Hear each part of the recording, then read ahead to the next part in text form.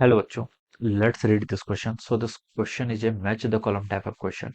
Particle of mass small m, kinetic energy k and momentum p collides heads on elastically with another particle of mass 2m at rest. After collision देखिए आपको यहाँ पर ये सब चीजें बतानी है। ऑलराइट, आपको मोमेंटम और क्या बताना है, काइनेटिक एनर्जी बतानी है फर्स्ट पार्टिकल और सेकंड पार्टिकल का आफ्टर कॉलिजन की बात है। ठीक है, क्वेश्चन में लिखा गया है कि आफ्टर कॉलिजन।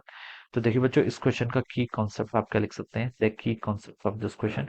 इस क्वेश्चन का की कॉन्सेप्ट बच्चों इलास्टिक कॉलिजन लिख लीजिए। क्या लिख लीजिए? Elastic collision. क्वेश्चन है, बोला गया कि क्या हो रहा है आपका, इलास्टिक कॉलिजन हो रहा है। So we are writing the key concept is elastic collision. Alright, अब देखिए बच्चों, इलास्टिक कॉलिजन इस क्वेश्चन का आपका की कॉन्सेप्ट हो गया। तो particle of mass m, kinetic energy k है और momentum collides head on elastically with another particle of mass 2m at rest. ये पार्टिकल आपका कोई मास जिसका m है। ठीक है, इसके इनिशियल वेलोसिटी को बच्चों में क्या बोलता हूँ, u बोल देता हूँ।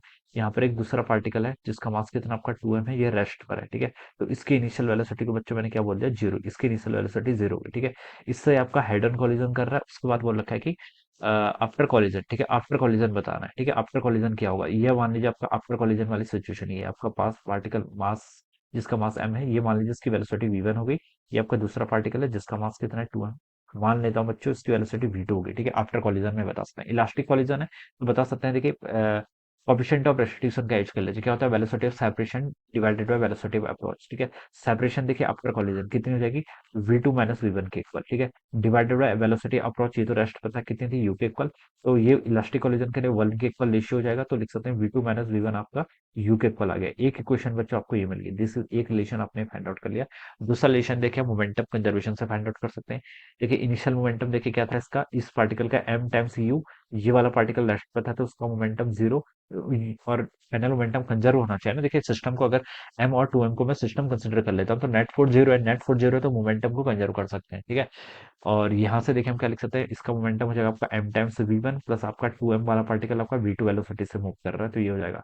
तो यहाँ से ऐसा लिख सकते हैं, देखिए m को कॉमन कर लीजिए, ऐसे v1 प्लस 2 टाइम्स v2 के इक्वल हो जाएगा। ये आपका रिलेशन 2 मान लीजिए। ठीक है, this is relation 2। Kinetic energy भी कंजर्व कर लेंगे तो वहां से भी आपको ये रिलेशन मिल जाएगा। ठीक है, तो कुछ भी कर सकते हैं। ठीक है, आंसर आपका यहाँ से ऐसा आ जाएगा। राइट, तो यहाँ से देखिए आप इन दोनों को सॉल्व कर लीजिए। यू को देखिए मैं इक्वेशन वन से क्या लिख सकता हूँ, v2 माइनस वी वन लिख सकता हूँ। ये किसके इक्वल होगा आपका, v1 प्लस आपका 2 टाइम्स v2 के इक्वल। ठीक है, यहाँ से देखिए आपका v1 एक पहले से है, इस माइनस वी वन को राइट साइड लेके जाऊंगा तो राइट में तो v1 plus we one 2 times v2 हो जाएगा। ऑलराइट, और इस प्लस 2v2 को लेफ्ट लेके जाऊंगा तो माइनस 2v2 हो जाएगा। माइनस 2v2 प्लस v2 करेंगे तो आपका माइनस v2 के इक्वल हो जाएगा। ऑलराइट, तो ये बच्चों कितनी हो जाएगी आपके यहाँ से आप v1 की वैल्यू लिख लीजिए। v1 की वैल्यू बच्चों की यहाँ से आपकी -1/2 टाइम्स आपका v2 के इक्वल। ठीक है, ये आपने यहाँ पर से ऐसे लिख सकते हैं।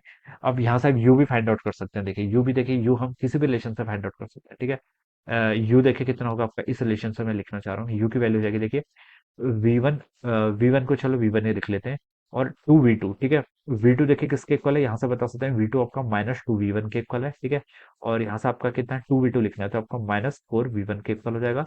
बच्चों यहाँ से u की वैल्यू हो जाएगी आपकी -3 टाइम्स v1 के इक्वल। ठीक है, ये आपका यहाँ से u आ गया। ऑलराइट, u आपका इतना आ गया। अब तो आप v2 भी कैलकुलेट कर सकते हैं। ठीक है, अब तो बस आप कुछ भी यहाँ से कैलकुलेट कर सकते हैं। अब देखिए बच्चों, हम यहाँ पे क्वेश्चन में क्वेश्चन से पूछा गया था।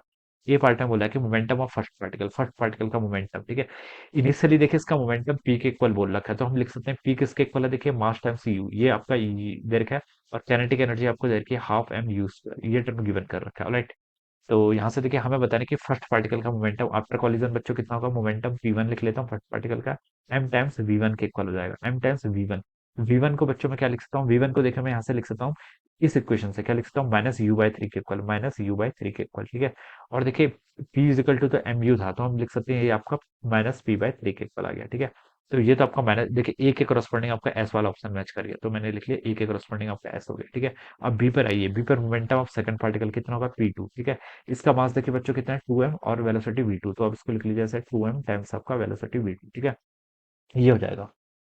अब यहाँ से क्या कर लीजिए, देखिए v1 को बच्चों हम यहाँ से क्या लिख सकता हूँ, -u/3, तो मैं इसको लिख सकता हूँ -u/3, ये आपका होगा -v2/2 के इक्वल। ठीक है, यहाँ से आपका ये टर्म कैंसिल हो जाएगी, और v2 की वैल्यू बच्चों होगी यहाँ से आपकी 2u/3 के इक्वल। ठीक है, अब मैं इसका मोमेंटम देखिए यहाँ पर रिप्लेस कर लेता हूँ, 2m तो उसका मास था, वेलोसिटी हो गई अपने यहाँ से v2 की वैल्यू कितनी, 2u/3 के इक्वल। मैं इसलिए लिख रहा हूँ क्योंकि मुझे m और u के टर्म में p पता है और मुझे ऑप्शन देख के पता चल रहा है कि p में मुझे आंसर लाना है। ठीक है, तो ये हो जाएगा आपका 4/3 mu के इक्वल।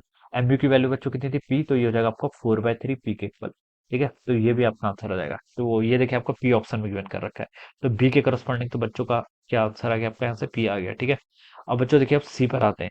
सी पर kinetic energy of first particle, kinetic energy first particle को मैं k1 से रिप्रेजेंट कर रहा हूँ, कितने भी हाफ एम वेलोसिटी v1 का स्क्वायर। ठीक है, अब v1 को देखिए मुझे u के टर्म में लाना है। v1 को देखिए मैंने u अभी अभी लिखा था, कहीं कहाँ लिखा था, v1 को देखें यहाँ से हमने -u/3 लिखा था, यहाँ से देखिए v1 को यहाँ पर हमने क्या रिप्लेस किया था, -u/3 इस रिलेशन से। ठीक है, तो यहाँ पर ही पुट कर लेता हूँ m/2, v1 कितना है -u/3, इसका स्क्वायर करेंगे तो u² 9 हो जाएगा। ठीक है, कितना हो जाएगा u²/9, तो ये वैल्यू आपकी आ गई देखिए 1/9 टाइप्स आपका हाफ mu², और हाफ mu² तो आपका k के इक्वल है, तो मैं उसको सीधे ही k लिख लेता हूँ, k/9 हो जाएगा।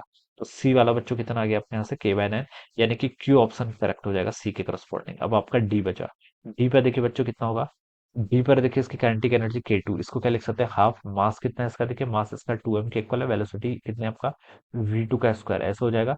तो m टाइम्स v2 का स्क्वायर, v2 को देखिए मैं ये लिख सकता हूँ कितना 2u/3, तो इसका स्क्वायर करेंगे तो आपका 4u² 9 के इक्वल। ठीक है, तो ये हो जाएगा बच्चों कितना आपका 4/9 टाइम्स आपका एम यू का स्क्वायर। ठीक है, तो हाफ mu² तो बच्चों मुझे पता है k है। ठीक है, तो अगर मैं यहाँ पर एक हाफ ले लूं, तो बच्चों मुझे यहाँ पर 8 भी तो करना पड़ेगा फिर। ठीक है, तो 8 हो जाएगा, तो ये आपका 8/9 कितना हो जाएगा के। ऑलराइट, तो ये किससे मैच कर गया आपका आर ऑप्शन से, तो इसके करस्पॉन्डिंग आर।